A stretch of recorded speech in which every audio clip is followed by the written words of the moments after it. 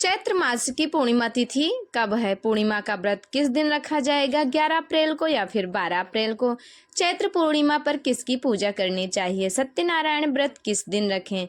जानिए सही तिथि, शुभ मुहूर्त, पूजा विधि और महत्व के बारे में संपूर्ण जानकारी चैत्र पूर्णिमा से संबंधित आप लोगों को इसी वीडियो में मिल जाएगी। नमस्कार भक्तों, जय श्री राम, जय श्री हरिविष्णु। स्वागत है आप सभी का अपने यूट्यूब चैनल में। आज की वीडियो में आप लोगों को तो पता ही चल गया क्या पता चलने वाला है। सबसे पहले बात करें तो चैत्र पूर्णिमा को चैती पूर्णिमा के नाम से भी जाना जाता है। पूर्णिमा के दिन चंद्रदेव, भगवान विष्णु और माता लक्ष्मी की पूजा की जाती है।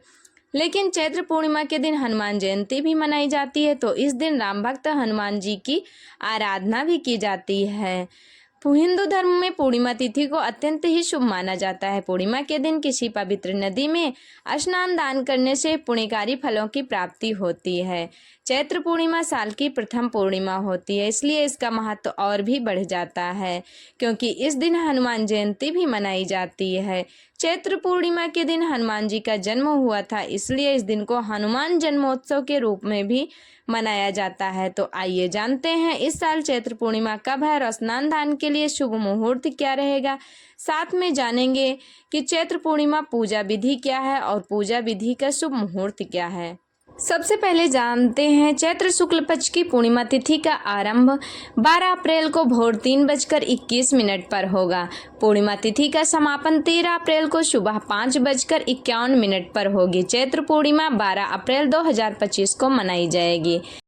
चैत्र पूर्णिमा के दिन स्नान दान के लिए ब्रह्म मुहूर्त सुबह 4:29 से सुबह 5:14 तक रहेगा। वहीं अभिजीत मुहूर्त सुबह 11:56 से दोपहर 12:48 तक रहेगा। यह दोनों मुहूर्त स्नान दान के लिए उत्तम रहेगा। इस समय आप लोग स्नान दान कर सकते हैं।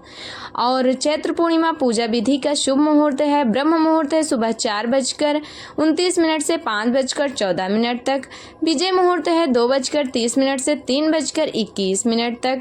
वहीं गोधूली मुहूर्त है शाम 6:44 से 7:06 तक। निशिता काल का शुभ मुहूर्त है रात्रि 11:59 से 12:44 तक। इस बीच आप लोग पूर्णिमा व्रत की पूजा कर सकते हैं।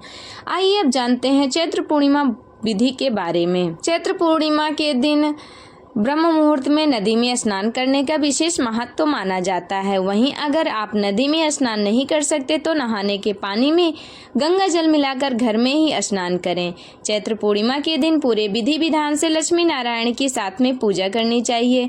इस दिन विष्णु भगवान को पीले रंग के फल, फूल और वस्त्र चढ़ाने चाहिए और माँ लक्ष्मी को गुलाबी या लाल रंग के फूल और श्रृंगार का सामान चढ़ाना चाहिए। चैत्र पूर्णिमा के दिन सत्यनारायण की कथा पढ़ना पुण्यदायक माना जाता है, इसलिए इस दिन सत्यनारायण भगवान की कथा अवश्य ही सुननी अथवा पढ़नी चाहिए। चैत्र पूर्णिमा के दिन पवित्र जल में कच्चा दूध मिलाकर चंद्रमा को अर्घ्य देना चाहिए। चैत्र पूर्णिमा का व्रत रखने और इस दिन लक्ष्मी नारायण की विधिवत पूजा करने से घर में सुख संपत्ति और खुशहाली बनी रहती है, इसलिए चैत्र पूर्णिमा के दिन भगवान विष्णु और माता लक्ष्मी के साथ में विधिवत पूजा करनी चाहिए।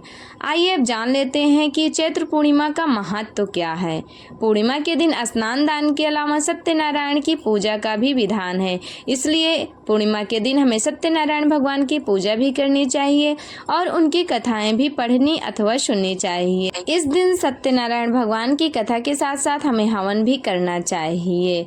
कथा सुनने से विष्णु जी की कृपा प्राप्त होती है। पूर्णिमा के दिन भगवान विष्णु को खीर, मिठाई और फल का भोग जरूर लगाएं। साथ ही विष्णु जी के इन मंत्रों का भी जाप करें। इसके अलावा चैत्र पूर्णिमा के दिन हनुमान जयंती भी मनाई जाती है, तो इस दिन बजरंगबली की विधिवत उपासना जरूर करें। हनुमान जी के साथ ही भगवान राम और माता सीता की भी आराधना करें। चैत्र पूर्णिमा के दिन ऐसा करने से व्यक्ति को मनोवांछित फलों की प्राप्ति होती है।